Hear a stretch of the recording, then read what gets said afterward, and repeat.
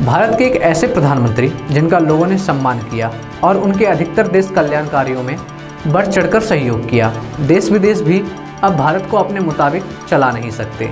Corona हो या Ukraine का युद्ध, पीएम मोदी ने अपनी कुशल बुद्धिमत्ता, कूटनीति और राजनीति की एक ऐसी छाप छोड़ी है कि अब हर भारतीय का मस्तक गर्व से ऊंचा हो गया है। लोगों ने प्रधानमंत्री जी के हर एक देश कल्याण कार्यों जैसे पुलों का निर्माण, अटल सुरंग, सेना का मनोबल बढ़ाना और ऐसे कई देश निर्माण कार्य हैं जिसे कोई करने की सोच नहीं सकता था और ना ही संभव था। उस काम को पीएम मोदी जी ने अपने कार्यकाल में असंभव को संभव कर दिखाया है। आइए जानते हैं। देश के केंद्र सरकार ने नवंबर 2016 में डीमोनेटाइजेशन यानी नोटबंदी लाने के कई कारण बताए। जैसा कि हम सब जानते हैं, नोटबंदी के कारण सभी लोगों को संकट का सामना करना पड़ा, लेकिन देश के लोगों ने भी नोटबंदी को बढ़ावा दिया क्योंकि ऐसा होना भी जरूरी था। सबसे पहला, काले धन का खात्मा करना। इसके अलावा भारत में मौजूद नकली नोटों को खत्म करना, आतंकवाद और नक्सल गतिविधियों पर लगाम कसने समेत कैशलेस इकोनॉमी यानी ई वॉलेट को बढ़ावा देना। ऐसी कई वजह प्रधानमंत्री ने गिनाई थी। वो दिन चले गए जब सीमा पार से तोपें चलती थी, लेकिन अब सीमा के जवानों को दिल्ली के निर्देश का इंतजार नहीं करना पड़ता। पाकिस्तान पर सर्जिकल स्ट्राइक हो या फिर चीन से गलवान को लेकर सबको करारा जवाब दिया जाएगा।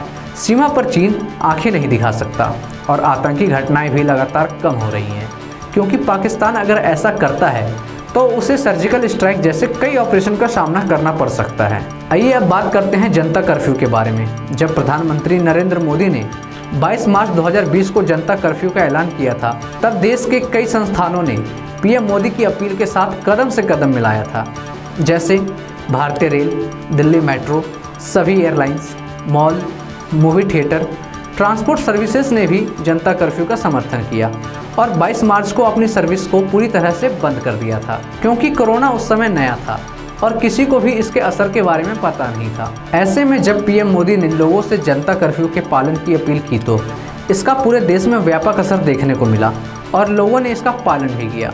दिल्ली, मुंबई जैसे बड़े बड़े शहर ही नहीं, बल्कि देश का हर एक गाँव, कस्बा, मोहल्ला, गली भी जनता कर्फ्यू का हिस्सा बने और उनका पालन भी किया। प्रधानमंत्री नरेंद्र मोदी ने लोगों से जनता कर्फ्यू के साथ साथ एक और खास अपील की थी कि 22 मार्च को शाम 5:05 पर अपने घरों की बालकनी पर खड़े होकर ताली थाली बजाने की अपील की। पीएम मोदी ने कहा था कि देश में कोरोना वायरस से लड़ने वाले स्वास्थ्यकर्मी, कोरोना वॉरियर को सलाम किया जाए और बाकायदा जनता ने पीएम मोदी की अपील का सम्मान भी किया और ताली थाली के साथ कोरोना वॉरियर को सलाम किया, क्योंकि भारत जैसे देश में जब कोरोना महामारी को रोकना बहुत मुश्किल काम था, लेकिन पूरे देश ने मिलकर यह कर दिखाया था, जिसमें ताली थाली और दिवाली का सबसे बड़ा योगदान था। देश भर से ताली और थाली बजाने और अप्रैल में ही रात के 9:09 तक दिवाली मनाने की ऐसी अद्भुत और अकल्पनीय तस्वीरें सामने आई थी, जिनसे इतनी मुश्किल घड़ी में भी देश का हौसला बढ़ा। मोदी जी भारत माता के वो सपूत बेटे हैं जिन्होंने कोरोना काल का डटकर सामना किया। कोरोना काल की पहली लहर के बाद जब लॉकडाउन से लोगों को आज़ादी मिली तो मोदी जी ने लोगों को देखा कि कोई भी व्यक्ति मास्क नहीं लगा रहा है। उसके बाद पीएम मोदी ने ये नारा दिया था कि 2 गज दूरी और मास्क है ज़रूरी। इस नियम का पालन आज भी लोग कर रहे हैं। अगर कभी इतिहास लिखा जाएगा तो देश दुनिया को याद रहेगा कि पीएम मोदी ने भारतीयों के मन में एक ऐसा मंत्र फूंका है। जग जाहिर है कि कश्मीर से 370 हटाने से लेकर दुनिया को भारत की ताकत का एहसास कराने और देश में ना मिटने वाला इतिहास बनाया। यही नहीं, शोषित समाज का सशक्तिकरण करने में पीएम मोदी जी ने जो सफलता पाई है वो शायद किसी और के बस की बात ही नहीं थी। आज के लिए बस इतना ही। देश और दुनिया की तमाम जानकारी के लिए देखते रहें MGB डिजिटल इंडिया। अभी हमारे चैनल को सब्सक्राइब करें और कमेंट करके अपनी राय जरूर दें।